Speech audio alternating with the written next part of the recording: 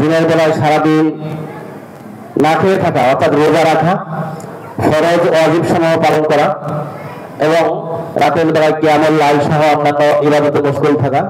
আল্লাহ রাব্বুল আলামিন যেন আমাদের সিয়াম, আমাদের সেহরি, আমাদের ইফতার, আমাদের রোজার সকল ইবাদত কবুল করেন, আল্লাহুম্মা আমিন। সম্মানিত উপস্থিতি, এই রোজা থেকে আমরা যে শিক্ষা গ্রহণ করেছি, একটি মাসের শিক্ষা দিয়ে যেন আমরা সারাটি বছরের অন্যান্য 11টি মাস একই ধাঁচে একইভাবে আমরা চলতে পারি, সেই আল্লাহ রাব্বুল আলামিনের তৌফিক কামনা করছি। আমার পূর্ববর্তী ভাই বলে গেছেন, রোজার মাসে দ্রব্যমূল্যের দাম কম ছিল, রোজার মাসটা অত্যন্ত সহনশীল ছিল। রোজার মাসে মানুষ একেবারে স্বাচ্ছন্দ্যে তাদের ইবাদত, তাদের বন্দেগী, তাদের কাজকর্ম সুন্দরভাবে করতে পেরেছে। এর পিছনে কারণটা কি?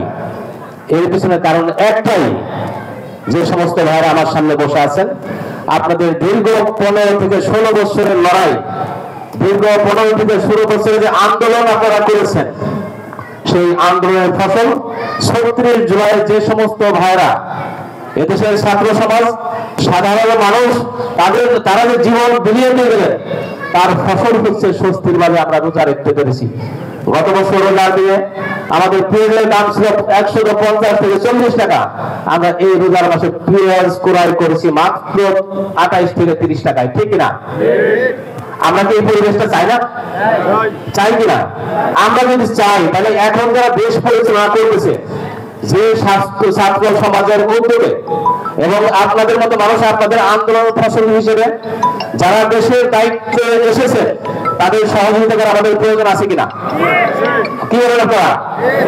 সার্বিক সহযোগিতার প্রয়োজন। তারা একাধিকভাবে ওই কয়েকজন উপদেষ্টা বা সম্মানিত যারা দায়িত্ব আছে, তারা কিন্তু এই পুরো দেশটার দায়িত্ব কি তারা পালন করতে পারবে? কিন্তু তারা আজকে হতাশায় ভোগে, তারা সমস্যায় ভাবে। তাদের পাশে আমরা নেই। আমাদের থাকা প্রয়োজন না? কি বলেন আপনারা? আমাদের থাকা প্রয়োজন আছে না? সেদিকে থাকা প্রয়োজন। অস্বাভাবিক আন্দোলন করতে হবে। এখনো যারা এই দেশকে অস্থিতিশীল করতে চেয়েছিল, এই দেশকে অন্য একটা দেশের দাবিদার বানাইতে চেয়েছিল, এই দেশটিকে একটি ভঙ্গ দেশ করতে চেয়েছিল, তারা কি দেশে আছে কি নাই? অবশ্যই তারা কিন্তু আছে। তারা সজাগ।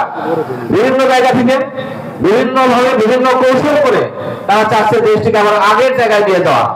আমরা যদি চুপ থাকি, আমরা যদি বসে থাকি, আমরা যদি কথা না বলি, আমরা যদি আমার জায়গায় সঠিক ভূমিকায় না আসি, তাহলে কি আমরা যে স্বপ্নটুকু, যে আরাম আয়ের যতটুকু আমরা একটু আগে যেটা বলা হয়েছে যে আমরা ভালো আছি, এই ভালো কি আমরা থাকতে পারবো?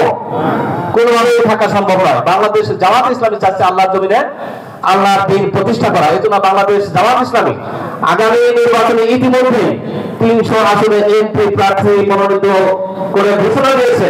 আমাদের এই জেলায়, আমাদের অমুক অমুক থানায় আমাদের এই রায় নির্বাচন করবে।